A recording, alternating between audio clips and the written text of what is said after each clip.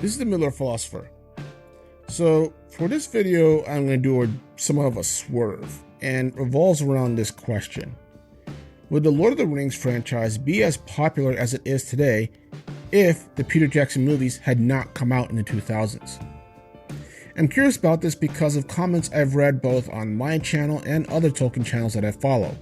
And while most of the comments are pretty cool and interesting, some are occasionally somewhat, how shall we say, gatekeeping and, dare I say, condescending. Now, when I say Lord of the Rings franchise, I'm talking about everything that represents Tolkien's universe. All the books, the movies, the TV adaptations, and the games. Everything connected with Tolkien in some regard or another. And I'm also not saying that they necessarily needed Peter Jackson's movies to become popular. Not at all, since the books were already well known within the world of literature and considered classics. But let's face it, Sauron is almost as big a mainstream name as Darth Vader. And yes, though it might bring to mind a flaming eyeball in the sky for most people, which I know a lot of purists don't like, it also still brings up along with it the theme of unrelenting malice and evil. The name Frodo Baggins and Aragorn are also as well known as Luke Skywalker and Captain Kirk. Even if people are casuals and don't know the exact details, they know that they are protagonists who are supposed to destroy some piece of evil jewelry and fight wars while they're at it. Not only that, but since Lord of the Rings adaptation came out, there were attempts by Hollywood to copy that success within the fantasy/sword and sandals genre in the early 2000s. The most successful being Game of Thrones, which I think many thought would quickly dethrone Tolkien as the reigning king of fantasy given its popularity early on. But this continues to this day with Amazon Prime's Ring of Power series, which is set in the Second Age of Middle-earth. On the surface, it would be hard not to imagine that Middle-earth would become mainstream without the Jackson movies, and I imagine that many Tolkien purists would be quite offended by that. You definitely get that feeling with some commenters. Quote unquote, the books were fine as they were, or forget the movies, read the books, they're better. Or, the latest one, they're making Lord of the Rings woke, unquote. Taking an honest look at this, I do think the franchise would have been fine had the movies not come out.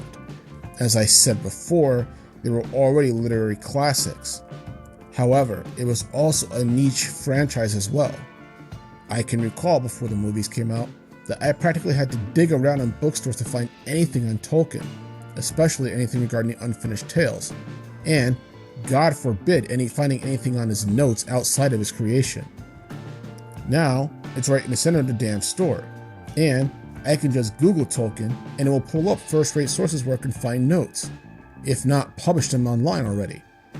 It's very helpful to Tolkien YouTubers like yours truly when doing research into these kind of topics, and would not have been there, perhaps along with the channels themselves, had not LOTR become a mainstream and cultural success. Now, having said that, purists do have valid points in that in becoming mainstream, it also subjects Tolkien's works to the unpredictable current of social mores. As I mentioned before in other videos, Tolkien has gotten flack for example, supposedly being sexist in how he presents women in his writings as princesses who need to be saved.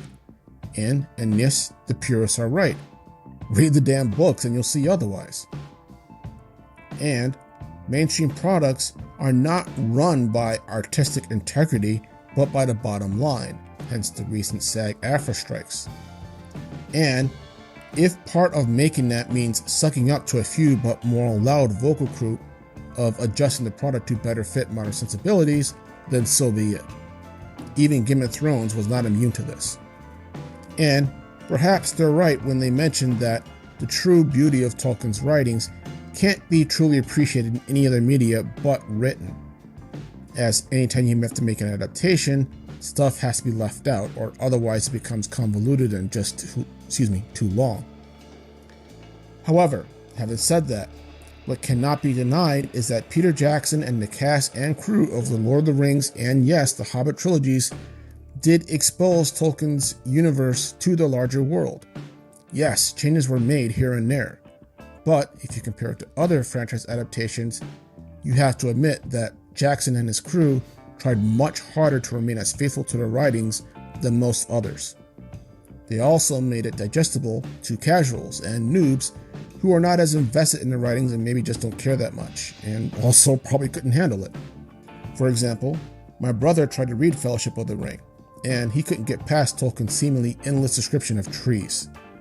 A famous criticism to be sure, but also valid.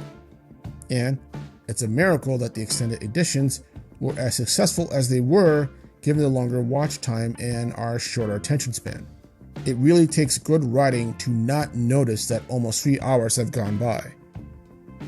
And speaking of adaptations, while PJ's movies are just adaptations of Middle-earth, they have also withstood the test of time as representatives of it to outsiders.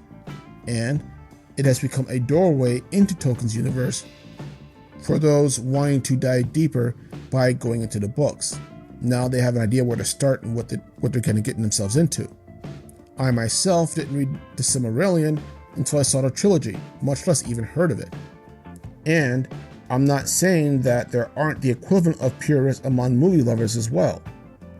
Those who regard the movies just as biblical as purists regard the writings.